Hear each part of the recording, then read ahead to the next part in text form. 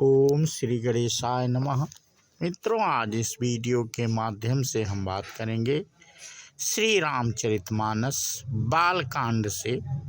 आज प्रारंभ कर रहे हैं मित्रों, और इसका जो चौपाई का है अर्थ वो आप लोगों से श्री राम के जीवन के बारे में साझा करेंगे मित्रों।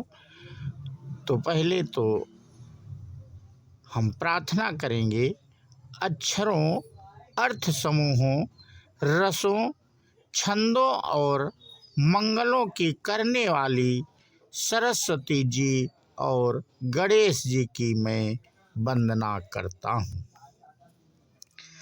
श्रद्धा और विश्वास के रूप श्री पार्वती जी और शंकर जी की मैं वंदना करता हूँ, जिनके बिना सिद्ध जन अपने अंतःकरण में स्थित ईश्वर को नहीं देख सकते। ज्ञानमय नित्य शंकर रूपी गुरु की मैं वंदना करता हूँ, जिनके आश्रित होने से ही टेढ़ा चंद्रमा भी सर्वत्र वंदित होता है। श्री सीता जी के गुण समूह रूपी पवित्र वन में विहार करने वाले विशुद्ध विज्ञान संपन्न कवीश्वर श्री वाल्मीकि जी और कपीश्वर हनुमान जी की मैं वंदना करता हूँ। उत्पत्ति, स्थित, पालन और संहार करने वाली, क्लेशों की हरने वाली तथा संपूर्ण कल्याणों को करने वाली श्री रामचंद्र जी की प्रियतमा श्री सीता जी को मैं नमस्कार करता हूँ,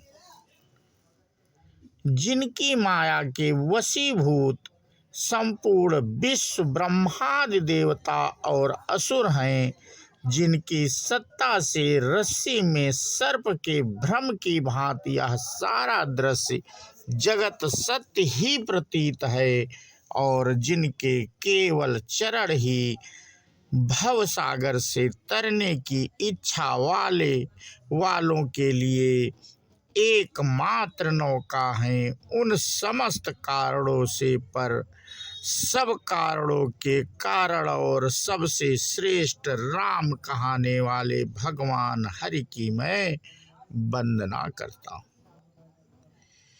अनेक पुगड़ वेद और तंत्र शास्त्र से सम्मत तथा जो रामायण में वर्णित है और कुछ अन्यत्र से भी उपलब्ध श्री रघुनाथ जी की कथा को तुलसीदास अपने अंतःकरण के सुख के लिए अत्यंत मनोहर भाषा रचना में विस्तृत करता है, जिन्हें स्मरण करने से सब कार्य सिद्ध होते हैं। जो गणों के स्वामी और सुंदर हाथी के मुख वाले हैं, वे ही बुद्धि के राशि और शुभ गुणों के धाम श्री गणेश जी मुझ पर कृपा करें,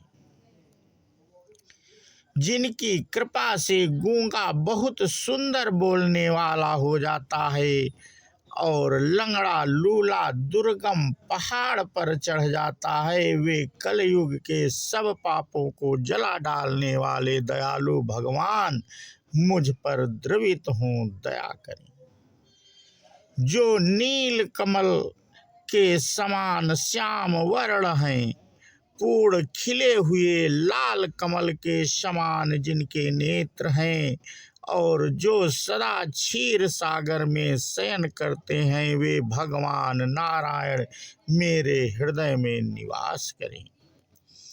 जिनका कुंदन के पुष्प और चंद्रमा के समान गौर शरीर है, जो पार्वती जी के प्रियतम और दया के धाम हैं, और जिनका दीनों पर स्नेह है, वे कामदेव का मर्दन करने वाले शंकर जी मुझ पर कृपा करें।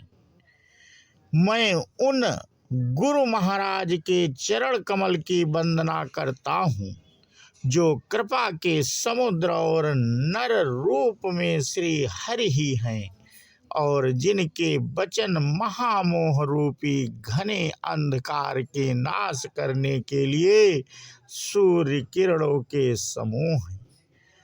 मैं गुरु महाराज के चरण कमलों की रज की वंदना करता हूँ, जो सुरुचि सुंदर स्वाद सुगंध तथा अनुराग रूपी रस से पूर्ण है।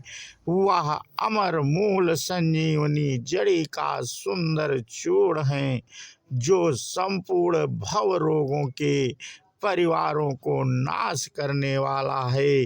वह रज सुकृति पूर्णवान पुरुष रूपी शिव जी के शरीर पर सुशोभित निर्मल विभूति है और सुंदर कल्याण और आनंद की जननी है। भक्त के मन रूपी दर्पण के मैल को दूर करने वाली और तिलक करने से गुणों के समूह को बस में करने वाली है। श्री गुरु जी महाराज के चरण नखों की ज्योति मणियों के प्रकाश के समान है, जिनके स्मरण करते ही हृदय में दिव्य दृष्टि उत्पन्न हो जाती है।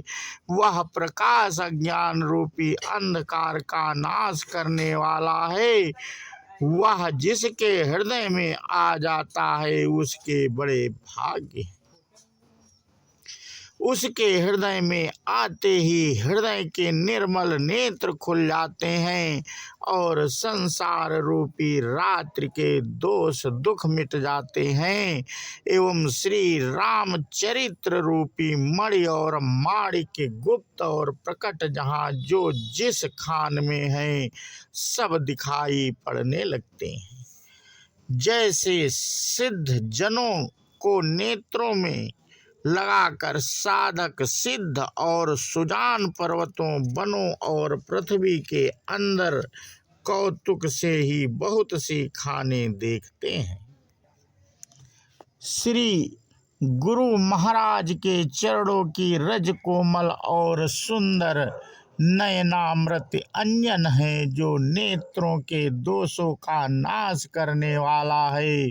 उस अंजन से विवेक रूपी नेत्रों को निर्मल करके मैं संसार रूपी बंधन से छुड़ाने वाले श्री रामचरित्र का वर्णन करता हूँ।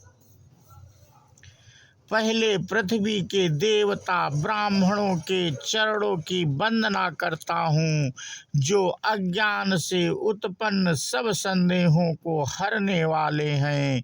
फिर सब गुणों की खान संत समाज को प्रेम सहित सुंदर वाणी से प्रणाम करता हूँ। संतों का चरित्र कपास के चरित्र जीवन के समान शुभ है, जिसका फल नीरस विशद और गुणमय होता है। कपास की डोंडी नीरस होती है। संत चरित्र में भी विषयासक्ति नहीं है, इससे वह भी नीरस है। कपास उज्जवल होता है। संत का हृदय भी अज्ञान और पाप रूपी अंधकार से रहित होता है, इसलिए वह विशद है और कपास में गुण तंतु होते हैं। इसी प्रकार संत का चरित्र भी सद्गुणों का भंडार होता है, इसलिए वह गुणमय है। जैसे कपास का धागा सुई के किए हुए छेद को अपना तन देकर ढक देता है, अथवा कपास जैसे लोढ़े जाने काटे जाने और बुने जाने का कष्ट सहकर भी वस्त्र के रूप में परिणित होकर दूसरों के गोपनीय स्थानों को ढकता है, उसी प्रकार संत स्वयं दुख सहकर दूसरों के छिद्रों दोषों को ढकता है, जिसके कारण उसने जगत में वंदनीय यश प्राप्त किया है। संतों का समाज आनंद कल्याणमय है, जो जगत चलता फिरता तीर्थराज प्रयाग है, जहाँ उस संत समाज रूपी प्रयागराज में राम भक्ति रूपी गंगा जी की धारा है और ब्रह्म विचार का प्रचार सरस्वती जी है। विधि और निषेध, यह करो और यह ना करो रूपी कर्मों की कथा कलयुग के पापों को हरने वाली सूर्यत नया यमुना जी हैं और भगवान विष्णु और शंकर जी की कथाएं त्रिवेणी रूप से सुशोभित हैं, जो सुनते ही सब आनंद और कल्याण को देने वाली हैं। उस संत समाज रूपी प्रयाग में अपने धर्म में जो अटल विश्वास है वह अक्षय वट है और शुभ कर्म ही उस तीर्थराज का समाज परिकर है। वह संत समाज रूपी आदर पूर्वक सेवन करने से क्लेशों को नष्ट करने वाला है। वह तीर्थराज अलौकिक और अकथनीय है एवं तत्काल फल देने वाला है, उसका प्रभाव प्रत्यक्ष है। तो मित्रों, आज का प्रसंग हम यहीं पे समाप्त करते हैं और इसके आगे की कथा हम अपने अगले वीडियो के माध्यम से साझा करेंगे। बोलो सियावर रामचंद्र की जय, हनुमान जी की जय। जय हिंद, जय भारत, वंदे मातरम।